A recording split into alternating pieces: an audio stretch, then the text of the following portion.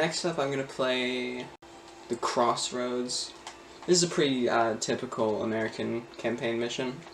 Not too much exciting goes on, but it's a solid level. Sorry about this cutscene. This plays because it's left over from the end of the mission before this. It's for the Polish campaign. Spoilers. Alright, now here we get an American cutscene. Yeah, the in-engine cutscenes, that's kind of not something that typically happens in COD games nowadays. The most recent COD game I played was Black Ops 1, so I don't know how it's done nowadays, but you know, after COD 3 and up until Black Ops 1, it's like you didn't really see in-engine cutscenes that weren't first person. But there's cutscenes that are in first person, and there's cutscenes that aren't in this game. Yeah, this is a nice first person intro here. Very hectic. And this is one where you can't look freely. Most of them you can look freely, though. Most of the first person ones you can look wherever. Like this moment right now, I can look anywhere. It means to look freely here.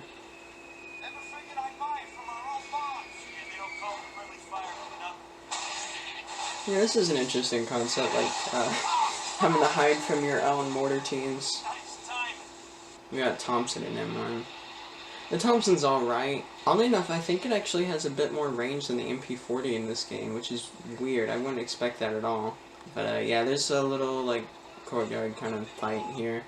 Yeah, fun fact about the German voices here. I think it's like 2 or 3 guys doing the voices. There's the high voice, there's a low voice, and there's one that sounds pretty neutral. And it might be one guy doing 3 voices. Yeah, a lot of these lines were either reused, or at least the voice actor was reused for World at War. But they sound so different at World at War because they usually have lots of reverb on them.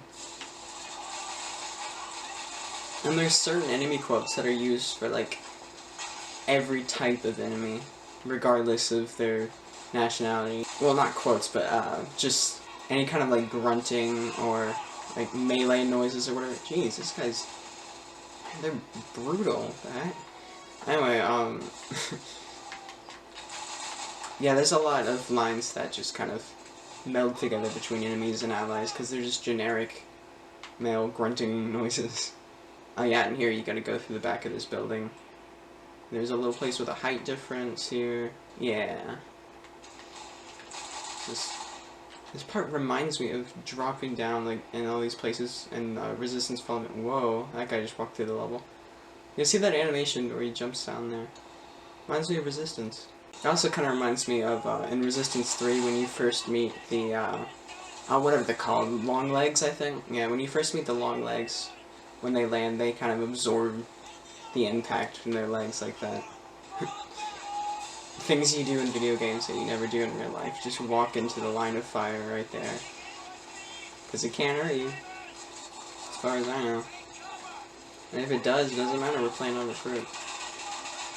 Oh no, that's very far, just a bloodbath. Oh, and this guy's up here. Can I jump and melee this guy? Nah, not close enough. Whoa. Yeah, that's a combination of ragdoll physics and that kind of like dynamic stuff that happens whenever enemies die on ledges. It's like they throw themselves over them for a dramatic effect. Thé du Sud. I think that's tea from the south. For an intense pleasure. Interesting. Yeah, I took 2.5 years of French in high school. On this part, there's another QuickTime event, and this room right here. And he's got something fancy written on his knife. So, more button mashing. Let's go. On this part, part of this scene was actually reused in Black Ops.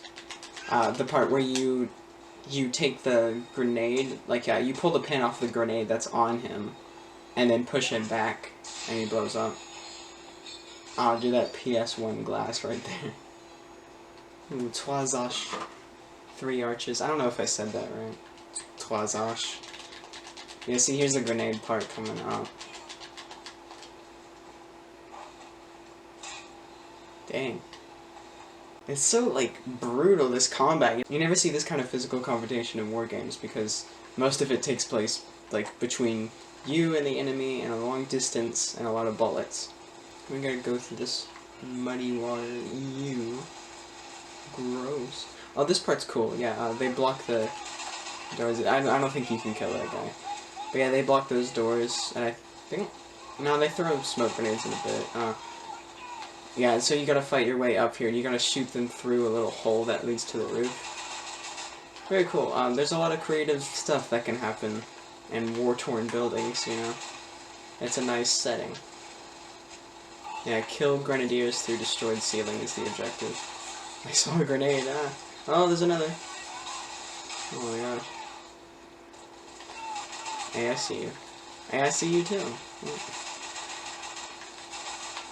There's so many of them up there, I swear. It's ridiculous.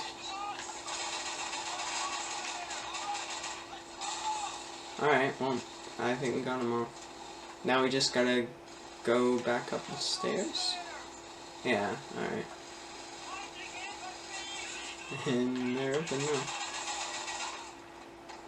Whoa. Oh gosh. See, it's never really a threat to encounter a couple soldiers in close quarters in this game. Ah, it's smoke grenade. So obnoxious. Oh, yeah, here's where Dixon gets shot. Get away from the window!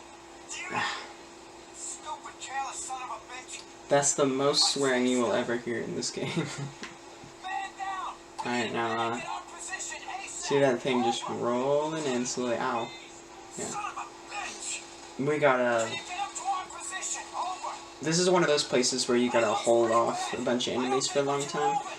And I think, here, you can actually just sit here and wait for them to come up the stairs. And sometimes they don't even come up the stairs. But I think the thing that mainly ends this is if you blow up the last... Like, once you get to a certain point, there's like one of those vehicles that comes up at the end or something, or maybe that one just comes closer, and then there's a point where you have to blow it up. And yeah, the MGs are very loud when you're right behind them. And kind of hard to aim with, too. Oh, I think I just saw it. I think I just shot a Marine there. Come on. Yeah, those are definitely the good guys over there. Yeah, you just gotta keep taking out whoever fills that position there. Ow. Ow. Yeah, and it says that, find cover before taking more damage. It says that every single time in this game. It's not like Modern Warfare where it says it the very first time you get hit and then never again. Yeah, sometimes there's soldiers that come up through here. Maybe these guys are just holding them off really well. The shakiest gun in the West over here. Alright, well, time to avenge Dixon, I guess. Ow. This little bugger over here, they're all... Oh god, oh god, oh god, oh god. Yeah, this is the part that I'm talking about. Yeah, it advances and it blows up. Guzzo just kind of like shifts over to the side. Alright, this is where the Crossroads ends. I think that's plenty of gameplay footage for Call of Duty 3 and chill. Oh, wait, no, never mind. That was just a brief intermission, sorry. Yeah, we actually have a little ways to go. There's a tight squeeze through here. We get to this, like, scene at the very end. Oh my gosh. Actually, he's tweaking over there. Tweaking and twerking at the same time. Oh, I could have just gone through the gap and didn't have to go all the way around. I thought I was stuck. Oh no, here you go underground for a bit. Wow. Maybe this level's longer than I remember. Now this kind of reminds me of some of the opening levels of Call of Duty Finest Hour. I played that on the GameCube. It's a good one. Also kind of underrated because it's before... Well, it's back whenever the console Call of Duty games were kind of not super popular, you know? Most people played like COD 1 and 2 on PC. And I haven't even played like Big Red 1 yet. I've just got it sitting on my shelf. I got the GameCube version, so no multiplayer. That's so dumb how the GameCube versions never have multiplayer. Alright, yeah, this is the place where they come up the stairs, yeah. And we get another weird first person cutscene. Whoa, it just shifted me over here, okay. And now suddenly a war's going on, sure. Friggin' crowds. That's the most Call of Duty 3 thing ever. Just friggin' crowds. Yeah, and here's where the subtitles are always, like, slightly inaccurate with the timing and some of the spelling and, like, they skip over small words sometimes. They put like another roll when he clearly says another will. Oh no, we just regrouped in this building. This is the ending scene. Jeez, I'm getting confused with another level. Yeah, you gotta go through here and then you make it to the last building where you stand for a little while, just kind of holding the line. And then your tanks come and they drive them out. Clear remaining infantry around guns, yeah. And then we take the MGs and use them against them. Because I think those were American MG, like, what do you call those? Machine gun nests, I guess. The Krauts, as they say. Just kind of took them. Alright, well, we're going this way now. Ah. There's always one guy who's, like, really accurate. But most of them are, like, actually terrible. Like, stormtrooper levels. Like, this part, I swear, it's reusing assets from the beginning of the level. That first courtyard battle. Unless we somehow made it way back there. I'm confused. Well, it's all one neighborhood. It all looks the same. But, you know, if they did reuse assets a lot, it makes sense, because Call of Duty 3 was a very rushed game. It had, like, the shortest development cycle of any Call of Duty game, I think. It was, like, not even a full year. It was, like, 8 months or something. It was really impressive how they managed to make a really decent game in such a short amount of time. So apparently I don't go through that window. My objective is regroup a squad. I'm going to follow my compass. Oh yeah, this is cool. You can hold down select and it shows you your objectives. The later CODs after this one just put the objectives on the pause screen. Because, like, there's not too much on there anyway. Oh, jeez. Is that scripted? I don't think so. I think I just got hit. Ooh, the burning building. Reminds me of Eviction in World at War. In the wine cellars, yeah. Oh, I keep going down the wrong place. Absent-mindedly. There's a lot of wine cellar parts and levels. And it's funny because sometimes you can shoot the barrels. Not this barrel, I guess, but sometimes you can shoot the barrels and wine will, like, spout out of them. It's pretty funny. Come on. I swear, you get stuck on the environment and you get stuck on your teammates all the time. And they just stand there awkwardly sometimes. It's funny. Come on, up the stairs. He's just going slow here. I'm not stuck. Yeah, here's all room for them.